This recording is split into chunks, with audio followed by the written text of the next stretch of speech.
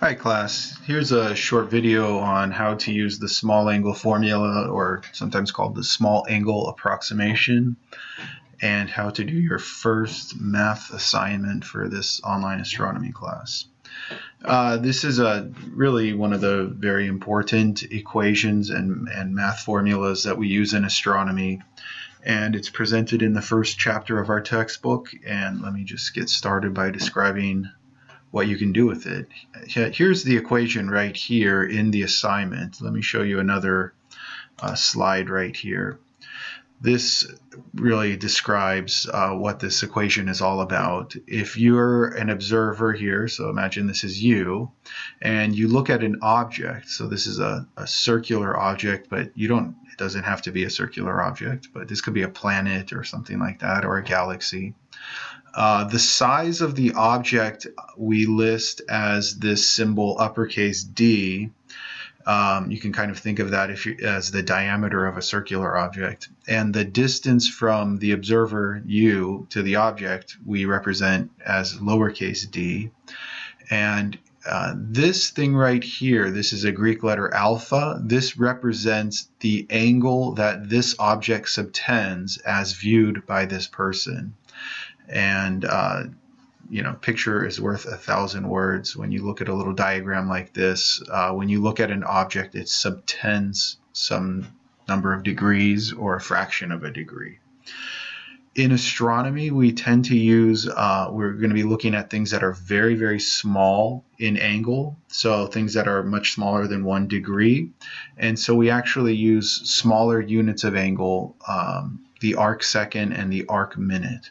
First of all, a degree, which is the unit of angle that you're most likely familiar with, you would probably know that the definition of the degree is that there's 360 of them in a full revolution, in a full circle.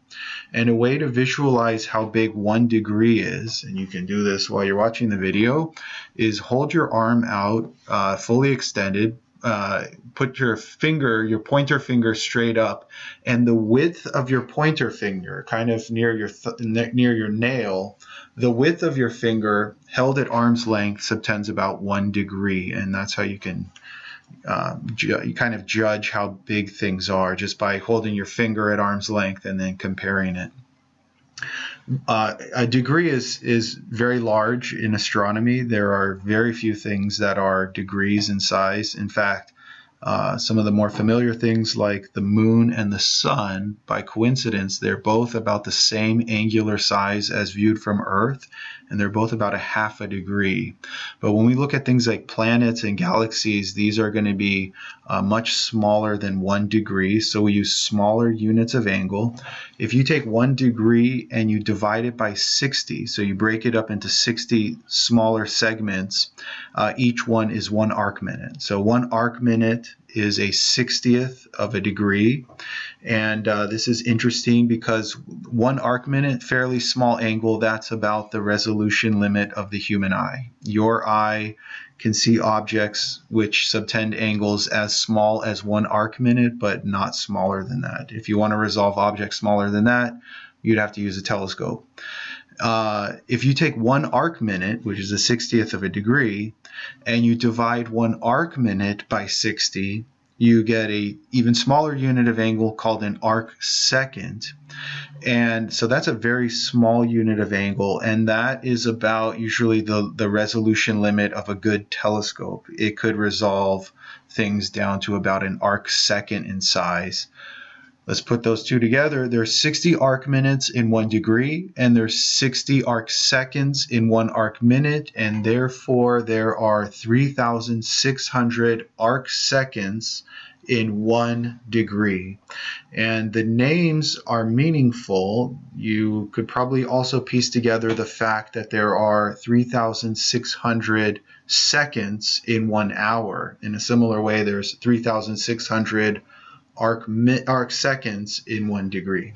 Okay, if you express the distance, the angle that an object subtends in arc seconds rather than degrees, then this equation right here relates the size of the object, uppercase D, the angle it subtends, in arc seconds and its distance from you.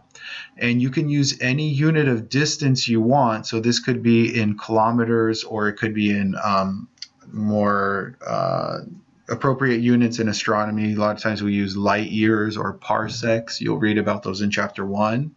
Whatever unit you use for the distance to the object, that is going to be the unit that you calculate the diameter in. So for example, if you do a problem and you put the distance in kilometers, you're going to get the diameter of that object in kilometers. All you do is you take the number of arc seconds that it subtends, you multiply it by the distance, and you divide it by this number, 206,265. So looking at the assignment, I walk you through an example where I tell you that as viewed from Earth, where is this? Jupiter, right here. As viewed from Earth, Jupiter subtends an angle of about 31.2 arc seconds. So that's roughly about half an arc minute. So this is not something you can resolve without using binoculars or a telescope. I also give you the distance to Jupiter as 944 million kilometers. And then I do this example right here. We calculate the diameter of Jupiter. You multiply the angle in arc seconds times the distance in kilometers, and then you divide it by that number, which never changes, 206,265, and you get this, 142,000 kilometers. And actually, you would round that to about 143,000 kilometers. And the reason that this is in kilometers, once again, is because I put the distance in kilometers. So that's pretty close to the real answer. Jupiter is almost exactly 10 times in diameter, 10 times the diameter of Earth. So that was fun. Okay, so for your homework assignment, you're going to do a very similar calculation. You are going to do it for the moon. The moon is about half of a degree, and remember, a degree is 3,600 arc seconds. You divide that in half. More precisely, the angular size of the moon as observed from Earth is 1,860 arc seconds. And I give you the distance to the moon is 384,000 kilometers. So the only difference between this homework problem and the example that we did together is just the numbers are different. It's a much larger angular size in arc seconds, but it's also a much smaller distance. So just go through this calculation. Same thing here. If you prefer to use scientific notation, by all means do that. We have not covered that yet in this class. And just do this on a sheet of paper. Show all of your steps. You'll need to use a calculator to do the final calculation. Make sure to include the units. I didn't do it here. My bad. So you'd want to put kilometers and put a circle around your answer. Take a nice legible photograph or scan it, and then go onto the Canvas site under the small angle formula assignment and upload it, and I will grade it. It should be pretty straightforward. All right. Enjoy.